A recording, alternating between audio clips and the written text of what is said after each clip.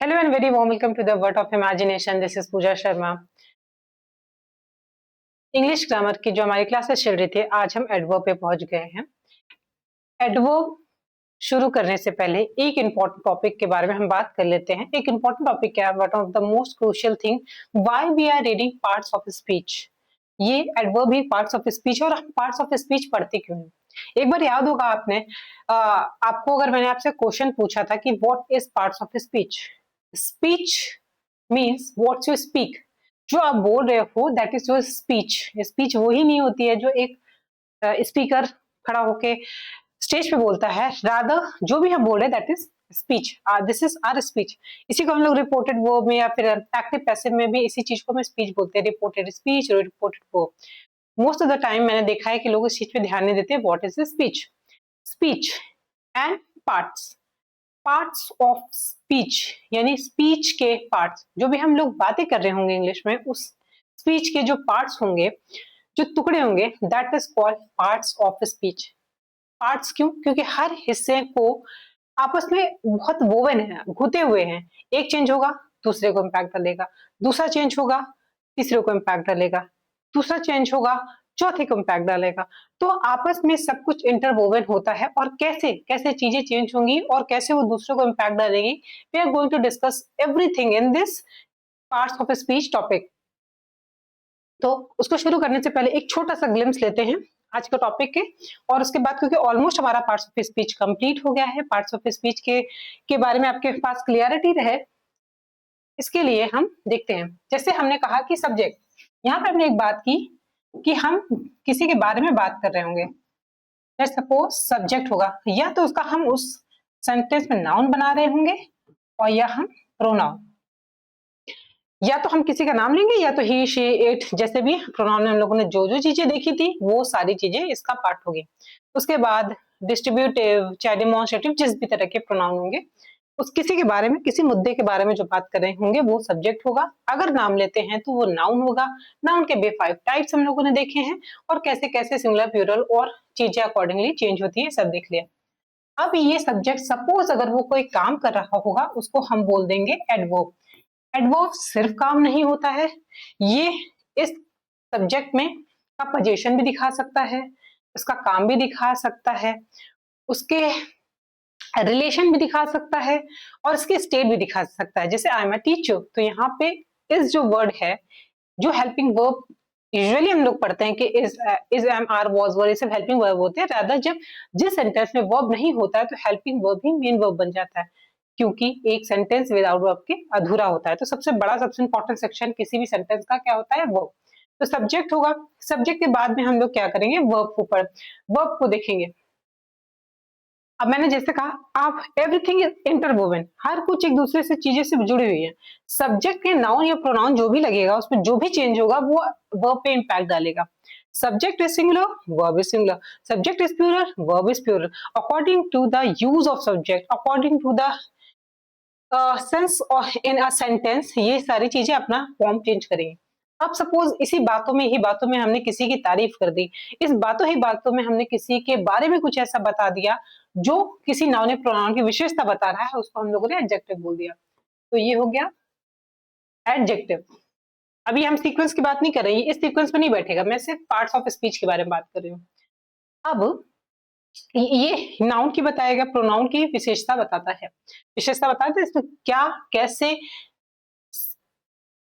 कैसे ये विशेषता भी बता सकता है, जिसे हम पॉजिटिव डिग्री कहते हैं। और जब ये कंपैरिजन करेगा दो लोगों के बीच में, सपोज दो नाउन आ गए, हम बातें कर रहे हैं किसी के, जो हम लोगों ने कहा था सोसाइटी में हर समय कंपैरिजन चल रहा होता है, उस वो अच्छा परफॉर्म कर रहा है और वो उसका कुछ नहीं होगा, इसका ये होगा, इसका वो होगा, दैट इज कॉल्ड कंपैरिजन। किसी एक ग्राउंड पे कंपैरिजन किया जाएगा, वो कंपैरेटिव डिग्री लगा देंगे। और सुपरलेटिव यानी जो सबसे सुप्रीम कहेंगे, इससे ऊंचा कोई नहीं, सुपर से भी ऊपर, या तुम ही हो, सिर्फ तुम ही वाली कंडीशन आ जाएगी, तो हम सुपरलेटिव डिग्री लगा देंगे। ये हमने एडजेक्टिव में बहुत सारी चीजें डिटेल में देख ली। उसके बाद होता है एडवर्ब।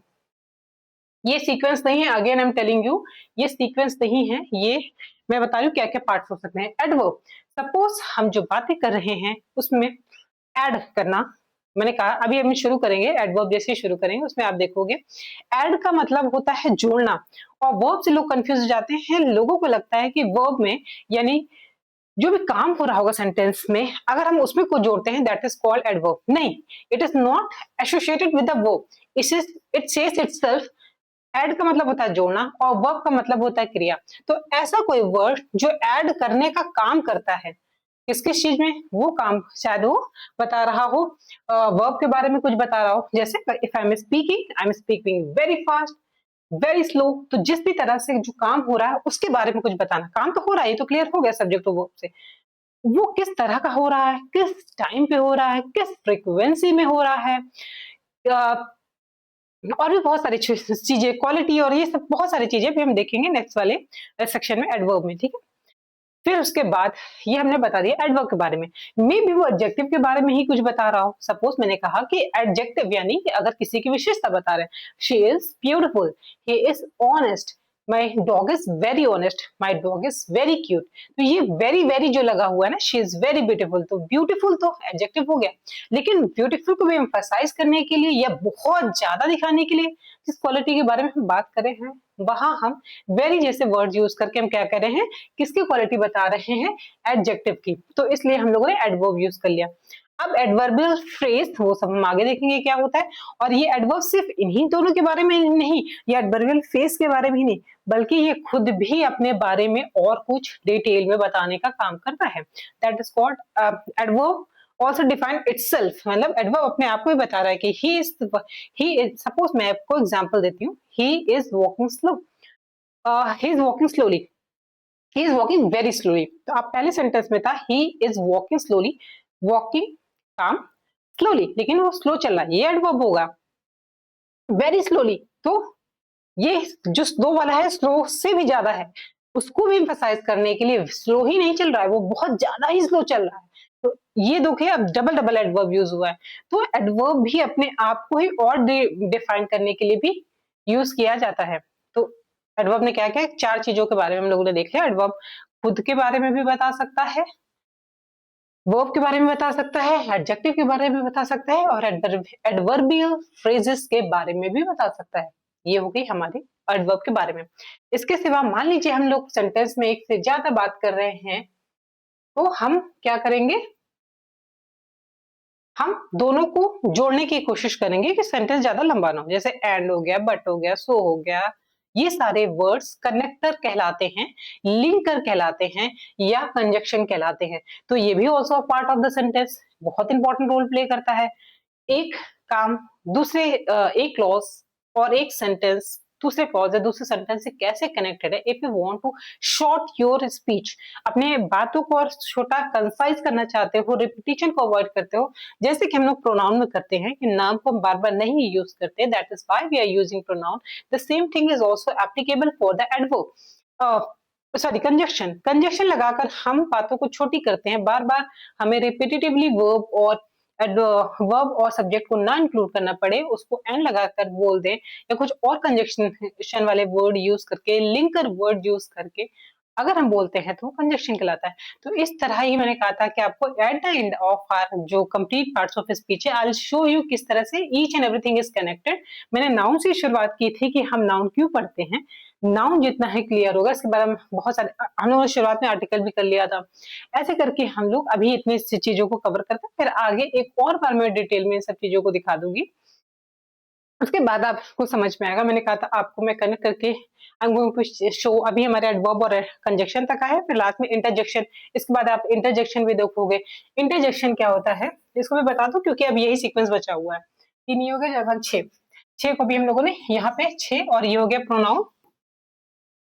और इस ये सब हम डिफाइन करने के बाद ना फाइनली जो हमारा जितने रिमेनिंग टॉपिक बचे हुए हैं ये कवर करने के बाद now we are going to jump, now we are going to jump to another part of it. मैंने कहा था तीन पार्ट में हम लोग ग्रामर को डिवाइड करेंगे। फर्स्ट वुड बी ये section, first would be parts of speech.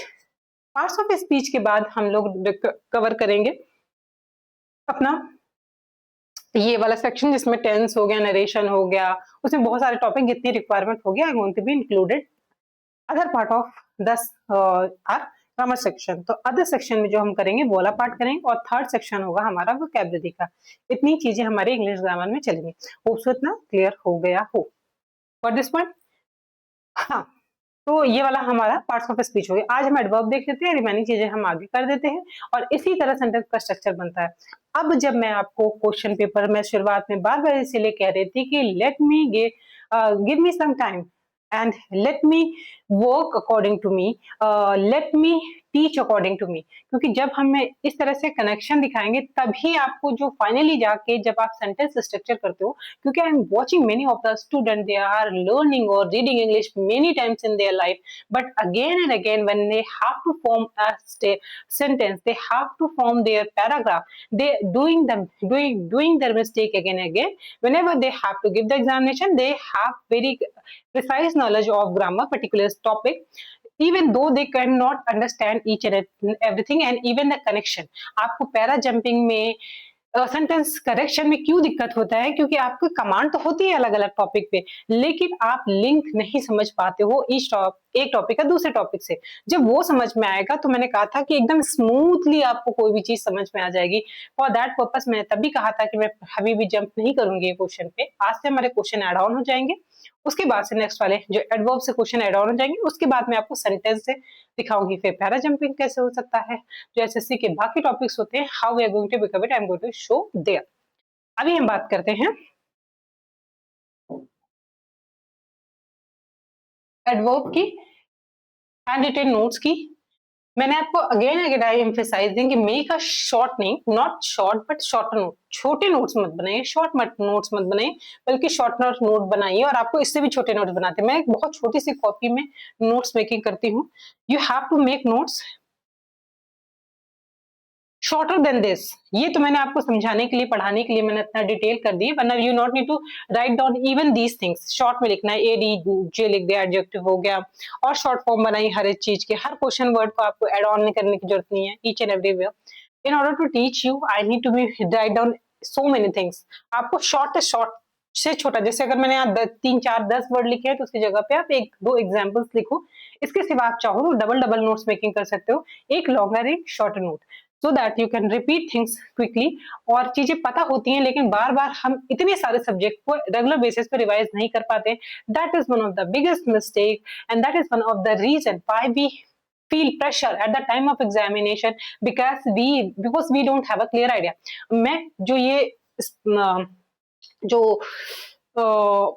Synopsis, ये सिनॉप्सिस पैटर्न कहलाता है। सिनॉप्सिस पैटर्न पर जब हम नोट्स मेकिंग करते हैं तो this is exactly our brain learning anything. किसी चीज की क्लियरिटी के लिए एक टॉपिक यहाँ से हुआ, फिर ऐसे ओपन होता है, उसके बाद वापस आते हैं, फिर इस टॉपिक के दूसरे सेक्शन को देखते हैं।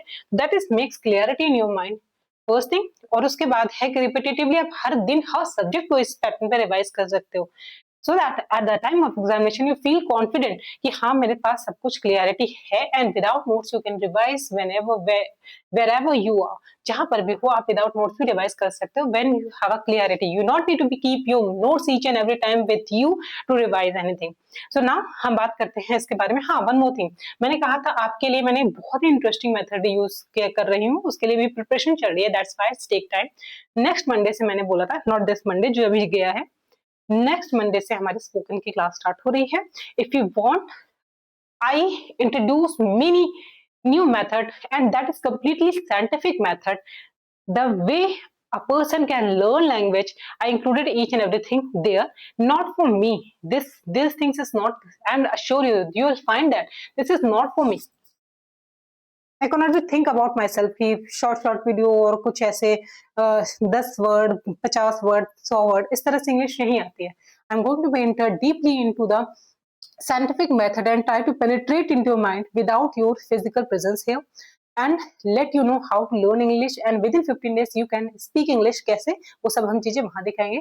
अभी मैंने बोला कि 15 दिन के अंदर आप इंग्लिश कैसे बोल सकते हो, यहाँ पर मैंने एक बहुत साइंटिफिक मेथड इंट्रोड्यूस करूंगी और विदिन 15 डेज आपके दिमाग में it is going to be into your mind. हाँ, उस मैं अपने आपके दिमाग में विदाउट योर फिजिकल प्रेजेंस, आपके यहाँ हुए बगैर मैं आपके दिमाग में पेनिट्रेट करके इंटर करूंगी, और उसके बाद वो चीजें कैसे आप लैंग्वेज लर्न करोगे, you are going to be see in those classes. आप ये सब चीजों को वहां देख सकते हो। अभी हम बात करते हैं कि जिसे भी गिव मी क्लियरिटी, जिसे भी इस वीडियो के बाद जिसे भी वीडियो मिलता है, प्लीज लेट मी नो कौन कौन इसे लाइव करना चाहता है, क्योंकि मैं चाह रही हूँ कि live After when you when there is a conversation between me and you, then it will be more impactful instead of it recording the class and providing you. That is not very attractive method. तो इसलिए मैं कह रही हूँ, अगर चाहिए तो आप मुझे एग्जैक्ट टाइम और अपना प्रेजेंस शो करिए कि yes I am interested in learning. आप मुझे बताइए कि आप इंटरेस्टेड है, तो मैं एक सर्टेन टाइम डिसाइड करके फिर वहां पे अपनी क्लासेस लाइव चलाऊं, वरना अपार्ट फ्रॉम इट, वरना हम चीजें रिकॉर्ड करके ही आपको प्रोवाइड कर देंगे। तो it is completely up to you, what you like you can tell me. अब हम अपने एडवर्ब के टॉपिक पे आज इंट्रोड्यूस कर देते हैं, वो उसके बाद नेक्स्ट वीडियो में हम इसको ऐड ऑन कर देंगे। तो 3 क्लासेस में हमारा एडवर्ब कंप्लीट हो जाएगा। अपने आप में बहुत बड़ा टॉपिक है और the very look at this number if you can see level 1111। चलिए एडवर्ब के बारे में we are talking about adverb. Adverb क्या होता है? अभी मैंने जैसे बताया, एड जोड़ना, और वर्ब मतलब किसी का, इस वर्ड का क्रिया है, इस वर्ड का कार्य है, इस वर्ड किसी एक ऐसे वर्ड का काम कि वो किसी वर्ड में जुड़कर किसी सेंटेंस में आके उसको और डिफाइन करे। वो चाहे वर्ब हो सकता है, वो एडजेक्टिव हो सकता है, वो एडवर्ब खुद वर्ब हो सकता है, एडजेक्टिव हो सकता है, एडवर्ब खुद भी हो सकता है, और एडवर्बियल फ्रेज हो सकता है। इन सब चीजों के बारे में जो भी वर्ड आके जुड़ के ये बताए वो कहलाता है एडवर्ब। अब ये कई तरह के हो सकते हैं, तो एडवर्ब बहुत ही इंटरेस्टिंग है। 3 पार्टों में इसको डिवाइड किया गया, इसके बारे में हम बात करेंगे। हर एक टाइप में देखोगे सेम चीजें अप्लाई होंगी, लेकिन कैसे उसका यूज, यहाँ पे बहुत ध्यान से सीखिएगा इस चीज को कि कैसे किसी का फॉर्म चेंज हो जाता है, जगह चेंज हो जाती है, रोल चेंज हो जाता है, उसके अकॉर्डिंग सेंटेंस पूरी तरह से चेंज हो जाता है। जैसे कि मैंने कहा सिंपल सेंटेंस, तो सिंपल एडवर्ब। सिंपल एडवर्ब ये पहले तो बता दूं 3 तरह के होते हैं। पहला तो होता है सिंपल, दूसरा होता है सिंपल एडवर्ब और relative adverb and interrogative adverb. तो सिंपल एडवर्ब क्या है भी देखते हैं। रिलेटिव एडवर्ब से अपने आप में अपने आप ये मीनिंग कैरी करता है कि नाम ही बता देता है कि शो करता है relation between 2 clauses, relation between 2 sentences. कैसे, वो हम अभी देखते हैं। तीसरी चीज है interjection, interrogative, extremely sorry, interrogative adverb. Interrogative अपने आप में बताता है इंटेरोगेशन, जैसे कि पुलिस आकर या फिर सीबीआई आके इंटेरोगेशन करती है, क्वेश्चन आंसर करती है, तो जो भी वर्ड्स क्वेश्चन आंसर के फॉर्म में आएंगे, but with the purpose of adverb, adverb के पर्पस से आएंगे। क्या है पर्पस, अभी हम देखते हैं। एडवर्ब के पर्पस से अगर सेंटेंस में आ जाएंगे तो वो इंटेरोगेटिव एडवर्ब कहलाएंगे। मजे की बात यह है कि सब में आपको या तो आंसर खुद ही दे रहा होगा या तो वही वर्ड यूज होंगे। देखिए इसको और इसको, पहले हम बात कर लेते हैं रिलेटिव को और इंटेरोगेटिव में। रिलेटिव में आप देख रहे हो कि what, when, where, why, how, और इसको छोड़िए, इधर देखिए what, when, where, how, how much, how long, how many. देख रहे हो सेम टाइप के वर्ड्स और मिलते जुलते वर्ड्स ही क्या होते हैं, दोनों जगह पर यूज हुए, लेकिन according to the need of sentence, लेकिन सेंटेंस की जरूरत के हिसाब से ये 2 पार्ट में वो बढ़ जाते हैं। जैसे कि मैंने यहाँ पे क्या कहा कि हु, जब 2 सेंटेंस को जोड़ने के लिए, I am talking about the boy who stole your so called purse, है जो भी चीज है, मैं उसी लड़के के बारे में बात कर रही हूँ जिसने आपका पर्स चुराया था। Who stolen your purse something, ऐसे करके आपने बोला। तो यहाँ पर हु, ओ सॉरी, यहाँ पे हु नहीं लिखा हुआ है, चलिए हु भी इट्स आल्सो, चलिए वो तो प्रोनाउन हो जाएगा। Let me change the example. यहाँ पे मैंने कहा what, I understand what you say, इधर एग्जांपल है, I understand what you say और what, got it? से एक क्या है, वर्ब है, और वर्ब के बारे में ही what किसके लिए यूज हुआ है, जो तुमने कहा। तो जब इस तरह का वर्ड से वर्ब को के बारे में जो जोड़ने वाला वो है एक वर्ड ऐसा जो वर्ड की तरह यूज हो रहा है, ऐसे तो क्वेश्चन वर्ड है, लेकिन यहाँ पर 2 चीजों को जोड़ा, आई अंडरस्टैंड और व्हाट यू से, 2 वर्ड्स को जोड़ने का काम कर रहा है, और वो इंडिकेट किसकी तरफ कर रहा है, से के बारे में या वर्ब के बारे में कुछ कह रहा है। तो ये क्या बन गया, यहाँ पे एडवर्ब बन गया। गॉट दिस पॉइंट, कितना इंटरेस्टिंग है। यही वर्ड अब यहाँ पर आ जाएगा। तो हमने वेयर आर यू गोइंग, तो यहाँ पे वेयर और गोइंग, जहां जा रहे हो उसी के बारे में वर्ड यूज हुआ है। ये सेंस क्या दे रहा है, प्लेस का सेंस दे रहा है। तो प्लेस का सेंस अभी अब आप सिंपल वाले में भी देखोगे, जब वो प्लेस का सेंस दे रहा है और उस जाने से एसोसिएटेड है, दैट इज मीन कि ये है एडवर्ब। तो इस समझ में आया कि दोनों में डिफरेंस क्या है।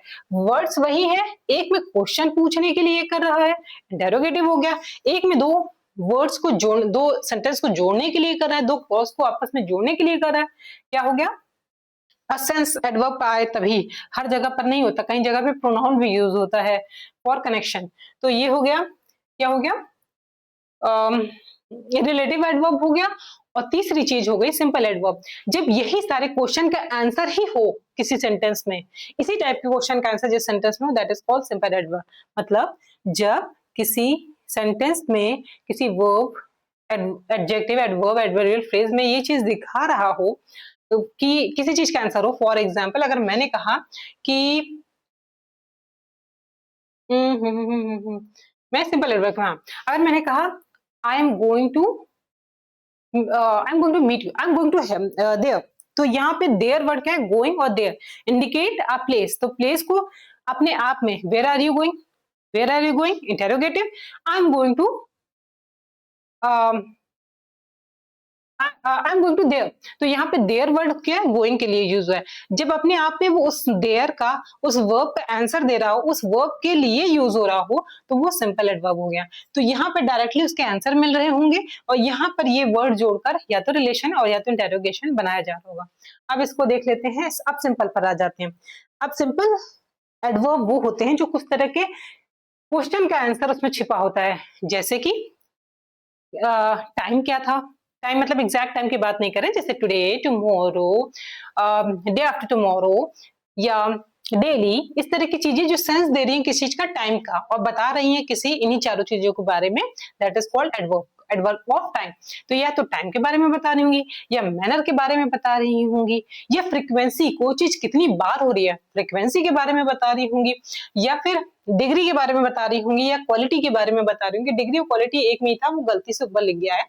फिर अफर्मेटिव हो या निगेटिव हो, जैसे I never speak truth, I I never speak a lie. तो यहाँ पे जो स्पीक वर्ड यूज हुआ है वो वर्ब हो गया, और नेवर क्या हो गया, वो स्पीक के बारे में, जो मैं बोल रही हूँ उसके बारे में, या तो बोल रही हूँ हमेशा या तो नहीं बोल रही हूँ। तो जो नेवर वर्ड यूज हुआ है वो भी ऐसे, अगर वो सेंटेंस में जाओगे तो वो नेगेटिव वर्ड होगा, और अगर एडवर्ब के फॉर्म पर्सपेक्टिव से देखोगे तो वो क्या हो जाएगा, नेवर। यहाँ पर ऐसा एडजेक्टिव यूज हुआ है। फिर डिग्री हो गया, अफर्मेटिव, नेगेटिव हो गया, फ्रीक्वेंसी हो गया, क्वालिटी हो सकती है, फिर रीजन बताना हो सकता है, जैसे कि देयरफॉर, हेंस, ये किसी चीज की वजह से ये हुआ है तो रीजन बता रहा है।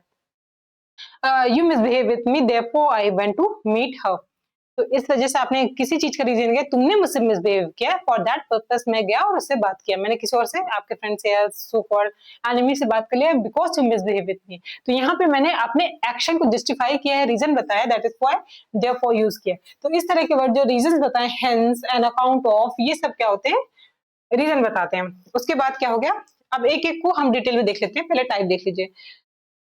उसके बाद यहाँ पे हो गया कंट्रास्ट, जब कंट्रास्ट दिखाना होगा, जैसे कि कुछ वर्ड हो गया हाउएवर या दो, ये सब कंट्रास्ट दिखा रहे हैं, कोई चीज ऐसी चल रही है, हाउएवर मैंने दूसरा काम किया। जैसे मैंने एग्जांपल अभी लास्ट वाली वीडियो में दिया था, I was working throughout a day, however I try to manage to meet you, मैं पूरे दिन बिजी था, एक सेंटेंस हो गया, लेकिन मैंने कोशिश किया कि थोड़ा सा फ्री टाइम निकाल के, वक्त निकाल के तुमसे बात कर सकूं। तो दोनों में कंट्रास्ट है, पूरे दिन बिजी और टाइम निकालने के बीच में कंट्रास्ट है। तो इस तरह के कंट्रास्ट वर्डले वर्ड्स को भी हम क्या कहते हैं, कॉन्ट्रास्ट, एडजेक्टिव ऑफ कॉन्ट्रास्ट। फिर कंडीशन, जब हैड, इफ वाले कंडीशन की बात करें, एक अभी और वर और वुड वाला सेक्शन जब चलेगा तब आप देखोगे कैसे यूज होता है। अभी समझिए, if I were you, I would study English more sincerely. I will use this opportunity very well. If I were you, I would use this opportunity very well. अगर मैं तुम्हारी जगह होता तो मैं इस अपॉर्चुनिटी को बहुत अच्छे से यूज करता। तो यहाँ पर क्या यूज कर रहा है, ये कंडीशन बता रहा है। इफ का यूज किस लिए हुआ है कि कंडीशन, अगर मैं इस कंडीशन में होता, ये मैं तुम्हारी जगह पे होता, एक कंडीशन क्रिएट कर रहा है तो उसकी जगह पे इफ यूज हुआ है, हैड यूज करते हैं। इस तरह के वर्ड कुछ कंडीशन बताने के लिए यूज होते हैं। उसके बाद है एक्सटेंड, जैसे मैंने बताया कि हो सकता है जो काम चल रहा हो या किसी एडजेक्टिव या किसी के बारे में बात कर रहे हो, स्पेशली मैं I am talking about the work, अगर उसका एक्सटेंशन दिखा रहा हो, जैसे I am working till night, I am working till I can not be succeed, मैं तो टिल वर्ड किसी एक्सटेंशन को दिखा रहा है कि कोई काम कहां तक जा सकता है, किस समय तक खींचेगा। फॉर दैट पर्पस हम टिल, नाउ, सो, फार, इस तरह के वर्ड्स को हम यूज करते हैं to show the extension of a verb. ठीक है, व्हाट इज पॉइंट? तो ये रहे हमारे सिंपल एडवर्ब के टाइप। अब ध्यान से देखिए, मैंने इसको समझा दिया, अब इस पूरे चार्ट को समझिए। एडवर्ब समझा दिया क्या है, तो सबसे पहले हम एडवर्ब डालेंगे होता क्या है। उसके बाद हमने 3 पार्ट देखे उसके काइंड, एक सेक्शन देखिए काइंड। काइंड में हम लोगों ने देखा सिंपल, सिंपल के बाद इधर रिलेटिव, रिलेटिव के बाद इंटेरोगेटिव, होप सो ये दिखाई दे रहा हो। इसको एक्सपैंड करो तो ये पूरा 111 पेज को रिफ्रेश करता है। ओके, सो हो गया भाई, हो गया, बस करो। चलिए, तो हम क्या सिंपल, सिंपल में हम लोगों ने इसका वो देखा, सिंपल देखा, रिलेटिव देखा और इंटेरोगेटिव देखा। ये वर्ड सेंटेंस के बिगनिंग में यूज करके क्वेश्चन वर्ड बनाएंगे या इंटेरोगेटिव एडवर्ब बनाएंगे। यही वर्ड यूज करके दो सेंटेंस को जोड़ने के लिए यूज करेंगे, रिलेटिव बनाएंगे। यही सेंटेंस को हम सिंपल की तरह यूज करेंगे। तो ये सारे वर्ड, जैसे टाइम के लिए हमने क्या दिया, डेली, यस्टरडे, सून, टुमारो, ये क्या सेंस दे रहे हैं, टाइम का। टाइम हो गया, फिर प्लेस हो गया, हेयर, देयर, एवरीवेयर, एनीवेयर, तो ये सब क्या देख रहे हैं, इन, अवे, ये सब प्लेस का सेंस दे रहे होंगे। मैनर, फास्ट हो रहा है, स्लो हो रहा है, स्विफ्टली हो रहा है, इजिली हो रहा है, क्विकली हो रहा है, ग्रेजुअली हो रहा है, ये सब किस चीज को दिखा रहे होते हैं, मैनर को, किस मैनर में, किस तरीके से कोई काम हो रहा है, that is called adverb of manner. उसके बाद है डिग्री, फुल्ली, डिग्री और मैंने कहा था क्वालिटी, ये दोनों एक ही तरह के सेंस देंगे, जैसे कि फुल्ली, वेरी, यहाँ पे आप देख रहे हो रादर, परफेक्टली, ये सब डिग्री को शो कर रहे हैं या क्वालिटी को शो कर रहे हैं। उसके बाद है अफर्मेटिव हो गया, जैसे surely, seldom, certainly, never, affirmative और नेगेटिव। अफर्मेटिव श्योरली हो गया, और नेवर देख रहे हो, इस तरह के वर्ड्स जो होते हैं वो क्या होते हैं, वो होते हैं एक जो नेगेटिव वर्ड्स होते हैं। बाकी ये सब आप देख रहे हो, श्योरली, सेल्डम, सर्टेनली, ये सब ऐसे वर्ड्स होते हैं। फिर क्वालिटी के बारे में बात करें तो फुल्ली, फुली वेरी हो गया। उसके बाद कंट्रास्ट में हाउ, दो, कंडीशन में हैड, इफ, या एक्सटेंशन में सो फार, टिल नाउ, ये सब क्या हो गया, एक्सटेंशन हो गया। होप सो इतनी चीजें समझ में आ गई होगी। ये ऑलरेडी क्लास बहुत लंबी हो गई, मिलते हैं नेक्स्ट क्लास में to cover the remaining thing. They I give you a small recap, जो भी आज हम लोगों ने पढ़ा, छोटा सा रिकैप देके हम आगे फर्दर कंटिन्यू करते हैं। होप्स आप चीज को ये सारी चीजें समझ में आई होंगी। अपने रिव्यू जरूर शेयर करा करिए, that's help our teacher a lot to understand this things are useful for you और नॉट। ये सारी चीजें आपके लिए यूजफुल हैं या नहीं है, अपने व्यू जरूर शेयर किया करिए। मिलते हैं नेक्स्ट वीडियो में, till then take care, bye bye, adverb के साथ।